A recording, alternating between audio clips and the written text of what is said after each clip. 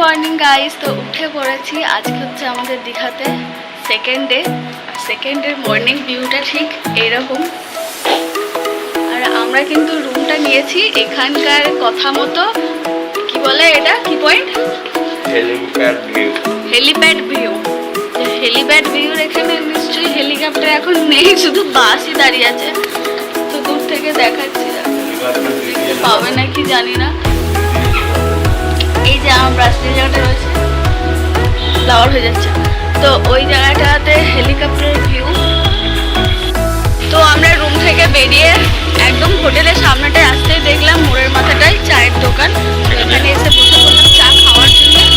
তো সকালবেলায় চা ছাড়া তো একদম দিনটা অসম্পূর্ণ থাকবে। সাথে আমরা সবাই মিলে একটা করে বিস্কিট নিয়ে নিয়েছি। চলো এরপর চাটা করছি, চাটা করা হয়ে যায়। আজকে আমাদের বার্থডে গার্ল আমাদের স্পেশাল ট্রিট কি দেয়? কালকে বিরিয়ানি খাওয়ালাম, তো আবার কি চাই? ওটা কালকে হয়ে গেছে, আজকে নতুন মানে অ্যাডভান্স খাইয়ে দিলাম, তার কোনো ইয়ে নেই। ঠিক আছে, আমাদের চা চলে এসেছে,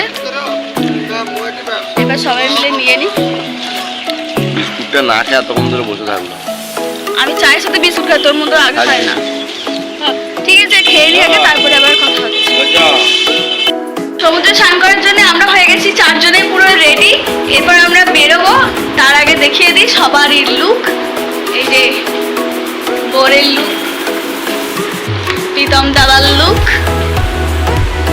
দিদির লুক, আর আমার লুকটা দেখাই। হাঁটো, এই হচ্ছে আমার লুক।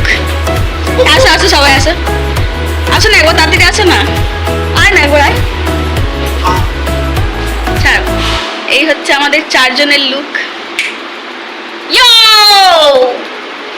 তো আমরা বেরিয়ে পড়েছি। এরপর রোদ একদম মুখের সামনে। हम लोग तो एक्साइटेड है, हम लोग एक्साइटेड है शाम करने के लिए। এই হচ্ছে আমাদের সকালের টিফিন, লুচি ঘুগনি। ওদিকে প্রীতম দাদা খাচ্ছে, ওদিকে দিদি ব্রেড খাবে। আসুক ভিআইপি ইনসান, औरत औरत।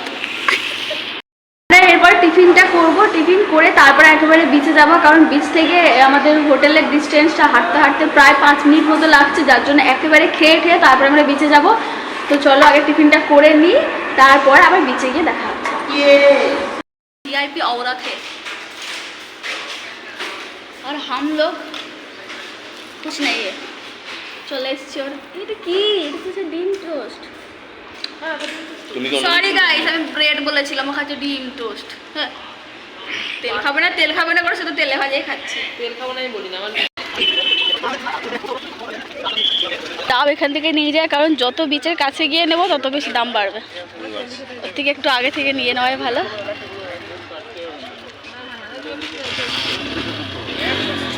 গরম, যাও তো একটু গায়ে রং সং রয়েছে, তাও তো পুরো একদম যাবে। আজকে পুরো বরবাদ, আজকে আর কেউ আটকাতে পারবে না। পুরো যাচ্ছে তাই গরম।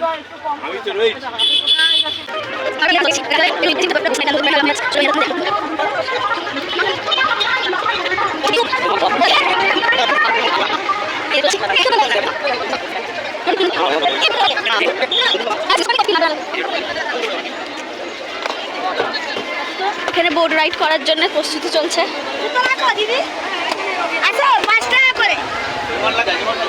5 টাকা করে জুতো রাখা, বাবরে লোক একদম, বাবরে পুরো গিজ করছে। হ্যাঁ নেবো, কিন্তু লোক একবার দেখো খালি, এই গরমেও এত মানুষ রয়েছে। হ্যাঁ, পুরো একদম মনে হচ্ছে সেই মশার মতো কিলবিল করছে সব। পাথরগুলোর উপরে যাবো, একটু জলটা খেয়ে নেবো। তো চলো, এরপরে আর ফোন কাছে রাখা যাবে না, কারণ পুরো ভিজে যাবে। আর এরপরে ফোন ব্যাগ সব আমরা ওখানে জমা রেখে দেবো, জমা রেখে দিয়ে নিজেদের মতো করে এনজয় করবো। এনজয়টা করে তারপরে একেবারে রুমে গিয়ে তোমাদের সাথে দেখা হচ্ছে।